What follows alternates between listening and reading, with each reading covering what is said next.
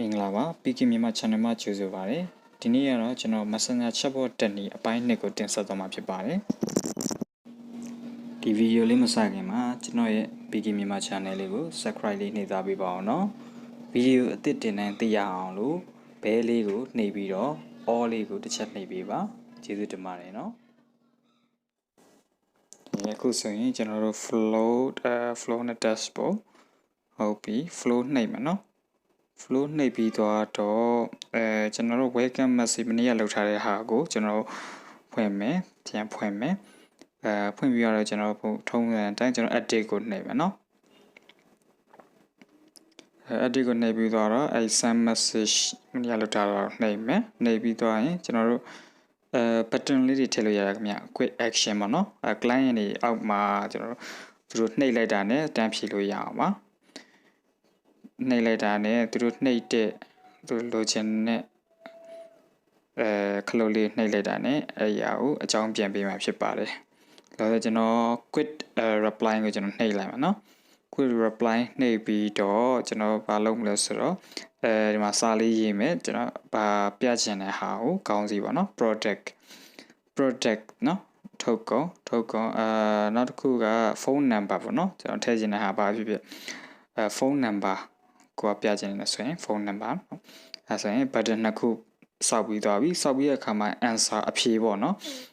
button နှိပ်လိုက်ရင်ဘာဖြေမလဲနော်အဲဒါကြောင့်ကျွန်တော် send message ကိုတွင်နှိပ်မယ်product မှာ send message ကိုနှိပ်မယ် send message မှာ product မှာကျွန်တော်ဘာပြမလဲဆိုတာကိုစာလေးအရင်ရေးမယ်မြန်မာလိုပေါ့နော်နည်းနည်းစိတ်ဝင်စားအောင်ဟုတ်ကဲ့ဆိုင်မှာရှားနိုင်သောပစ္စည်းများကို sample ပေါ့နော်ကျွန်တော် sample ရေးပြတာပါပစ္စည်းငါပြပေးမယ်နော်ကျွန်တော်အဲ့လိုလေးရေးလိုက်မယ်ရေးပြီးသွားတဲ့အခါမှာကျွန်တော်delay ခဏလေးသူ့ကိုစိုင်းငံ့ထားပါနော်ချက်ချင်းမပြချင်ဘူးနည်းနည်းလေးစိတ်ဝင်စားပါနော်ဟုတ်ပြီကျွန်တော်တို့ typing လေးပထမ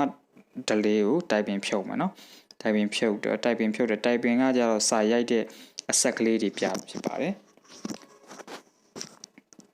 နော် typing ဖြုတ်ပြီးကျွန်တော်တို့2စက္ကန့်လောက် typing မပါဘဲနဲ့ပေါ့နော် delay နည်းနည်းစိုင်းငံ့ထားမယ်ပေါ့နော်ပုံကိုစိုင်းငံ့ထားမယ် product ပုံစိုင်းငံ့ထားမယ်နောက် delay ထပ်နှိပ်မယ် delay မှာကျတော့ကျွန်တော် typing ထည့်ချင်တယ်ဗျ typing 3 second လောက်ပေါ့နော်ဒါ professional chatbot လေးဖြစ်သွားအောင်3 second လောက်ကျွန်တော် delay ထားလိုက်မယ်ထားပြီးတဲ့ခါမှာခုနကျွန်တော် message delay အောက်မှာကျွန်တော်တို့ဗာထည့်ရမလဲဆိုတော့ပုံလေးထည့်မယ်နော်ပုံကတပုံထည့်လို့ရတယ်ဟိုအများကြီးထည့်လို့ရနော်အခုကျွန်တော်တပုံ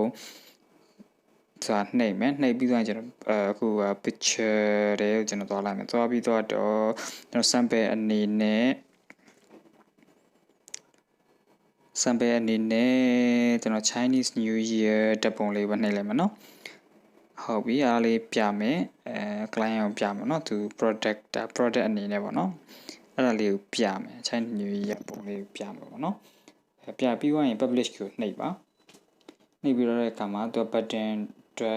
နောက်တစ်ခုအတွက်သူအဖြေလိုတယ်လို့သူပြောတယ်အဲဒါကြောင့်အဖြေမထည့်ရသေးဘူးဖုန်းနံပါတ်နှိပ်လိုက်တဲ့အခါမှာ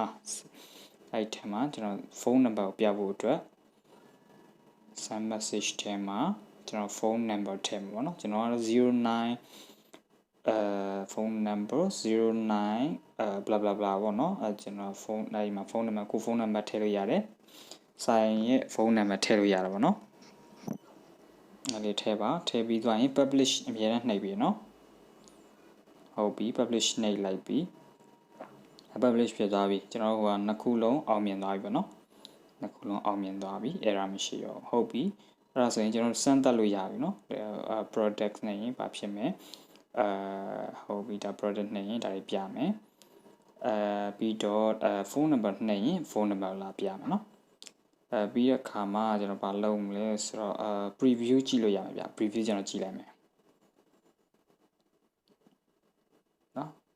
send messenger ကိုပြန်ဆက်ပြီးကျွန်တော်ဟုတ်ပြီမနေ့အဲ့ဒီမှာပေါ်လာပြီနော် product နဲ့ phone number ဆိုပြီးအောက်မှာပေါ်လာပြီဗျ